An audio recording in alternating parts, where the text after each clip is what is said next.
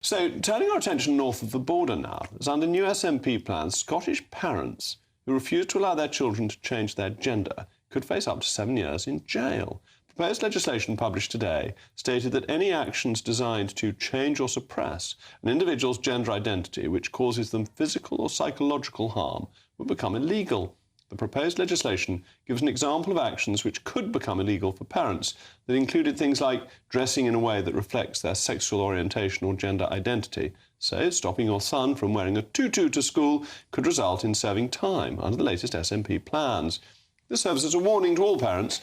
If your 3-year-old comes home and declares they are transgender, you must listen or face the consequences and bide your time behind bars. Well, joining me now is a very distinguished former SNP MP and journalist who I served on the Treasury Select Committee with, George Caravan, and of course my panel, former editor of The Sun, Calvin Mackenzie, and historian and broadcaster Tessa Dunlop. George, first of all, it's very nice to see you. Thank you for coming on. It's been a long time. I'm very pleased, Jacob. In fact, I was just telling you before we went on air that I've ruined my reputation in Scotland by telling everyone how nice you are. Well, thank you. You must come again. But you're no longer with the SNP, are you? No. With Alba. But why is the SNP obsessed by gender recognition, which seems to be doing it so much harm in the opinion polls? Yeah. Well, I need to point out right away that this legislation will never pass. OK. The previous bout of gender legislation, when they tried to get self-identification through, it only passed because Labour voted for it, and even some dissident Tories voted for it. That's not going to happen this time round, and they'll lose enough SNP votes if they put it up to actual legislation. But slight correction. This is not actual legislation being put forward at the moment. It's simply a consultation document. In fact, it's the second time they've consulted on this. This government by consultation. And when you govern by consultation, you don't really mean to do anything, do you? You're just punting the issue into the long grass, letting people talk about it, nothing will happen. But they get the pushback for people thinking that this is their obsession when they ought to be getting on with dealing with the ferries or with the roads or with education in Scotland, which hasn't been doing particularly well, or the NHS. And they seem just to be distracting everybody by this obsession. Indeed. I mean, everyone, regardless of their politics, is saying in Scotland, get on with solving the cost of living problems with the economy, the ferries, which are a disaster. But there's something you don't know that's eating away in the background. This is really about the SNP's relationship with the Greens, Scottish Greens, and their coalition with Scottish Greens.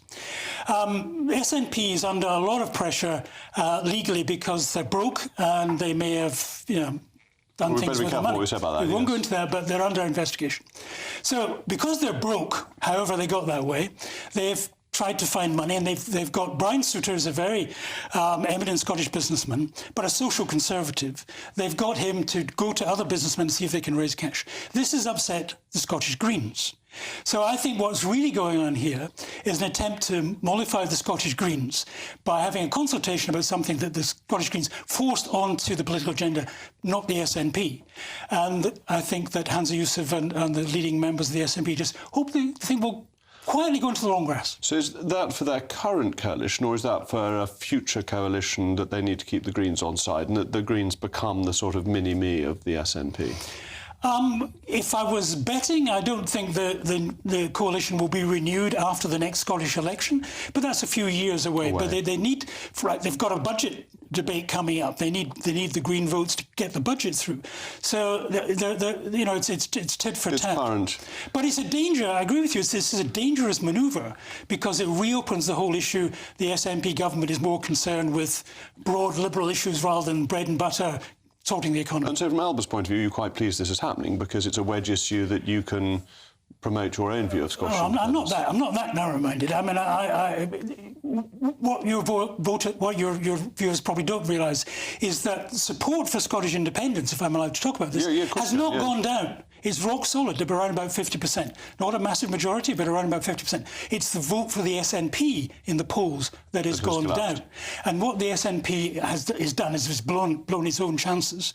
So what I would like to see is the SNP coming back to some kind of sensible political agenda. But if they go on like this, then they set back the whole national cause in Scotland.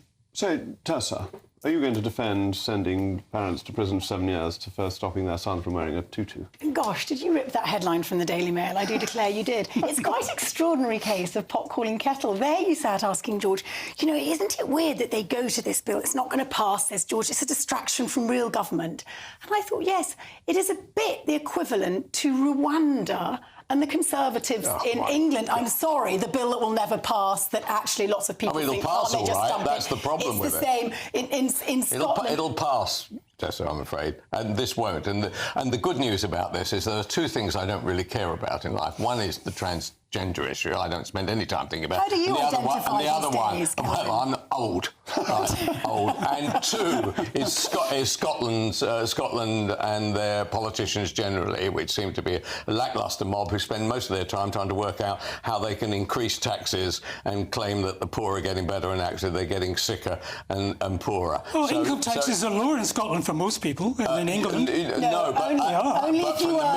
the middle upwards, they're above it, as you well know. Do you know what now you're changing the argument. Do you know what the cut-off point is? £28,000. And actually, I think the recent raft of introductions on taxing higher earners will mean that you're worse off in general. And you get free university tuition? You do if you're Scottish. You pay lower community tax? No, if you're a middle-class Scot, you're up against it in terms of trying to find your kid a free university place. No Scot with any ambition is hanging around in his or her own country anymore. That's a bit extreme, They're coming down here and they're very welcome, as distinct from anybody coming across the channel. You always overshoot your mark. No, He's just trying to wind me up. He's just trying to wind me up. Come on down. If you're Scottish and you've got bright children, send them down here. There's plenty of jobs here. We were meant to be talking about children who wanted to change their gender and having their parents sent to prison. Tessa, is there any defence you can make of this? Do you need to? But do you need to protect children who have these issues from parents who may be very authoritarian?